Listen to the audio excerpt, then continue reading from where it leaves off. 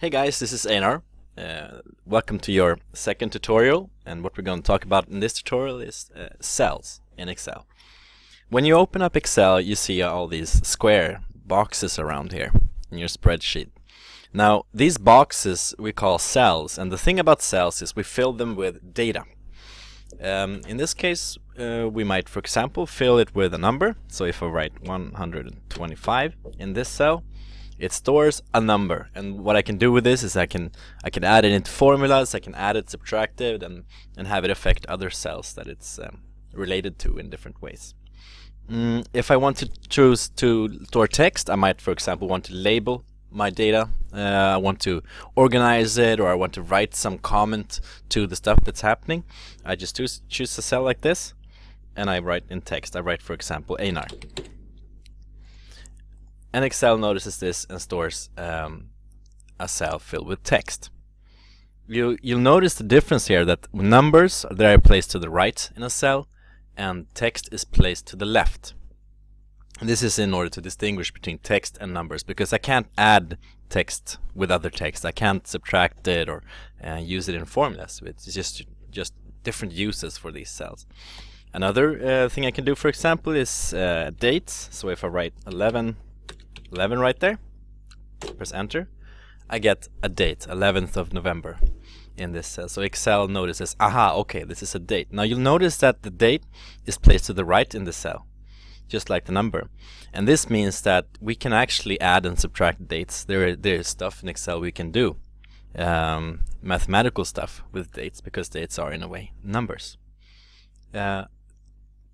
Excel has done all this automatically for us, but there's also a way of doing it manually, because sometimes when you're working with huge data sets and you're changing numbers all over the place, you might actually get some numbers in cells formatted like text and vice versa, which could screw up your calculations. So one way of checking and changing this stuff is you go to a cell, you right click, and you go to Format Cells.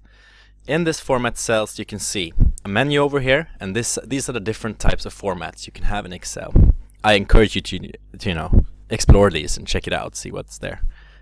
If I want number, I choose number right there, and I click OK. Okay, this cell now contains only numbers, and Excel knows this because we told it so.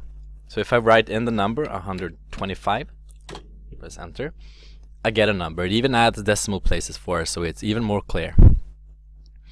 If I choose this cell and want to say, okay, Excel, this is a cell for text, I right click it, I go to Format Cells, and I choose text. Now text is very special, because if I write a number in here, for example 125, I get this warning thing. If I click this little exclamation point here, it says number stored as text, which means that, okay, this is treated as text. I can't use this for calculation. It treats this like literally like text, which means if I write Einar there, it treats it the same. You'll also notice that it's placed to the left in the cell, which is another sign that it cannot be used as in an equation or a formula or anything. So keep your eyes open for this. Same thing goes for dates. If I right click, I go to Format Cells, and I choose date, and click OK, and I write. I get a date. Now you notice that this is different from this. Now this is because I can choose to output dates in different ways. When Excel detects it automatically, it does it in this format. It writes 11th of November, so that's clear. This also means 11th of November, but it's written in numbers.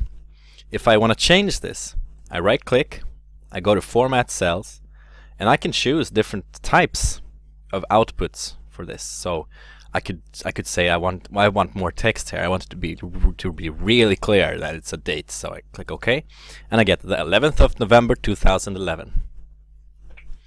Another formatting option we have in Excel is, maybe I want to separate a couple cells from the others. I want to make sure that I don't mix these cells up with others. It could be that this is my box for calculations, and I have my data here, and I don't want to mix them both up. So what I do is I go to Borders, and I choose Thick Box Border. What happens then is we get a thick box around our cells. It doesn't do anything mathematical or anything. It just shows us that it's like drawing in the Excel spreadsheet. It shows us this is a box and this is separate from the other stuff. So I could do my calculations in here, and I know that I won't mix them up with this because I have this border here. And that's your first tutorial in Excel. I hope to see you later, and good luck. Experiment with these things, and we'll move on to tutorial 3.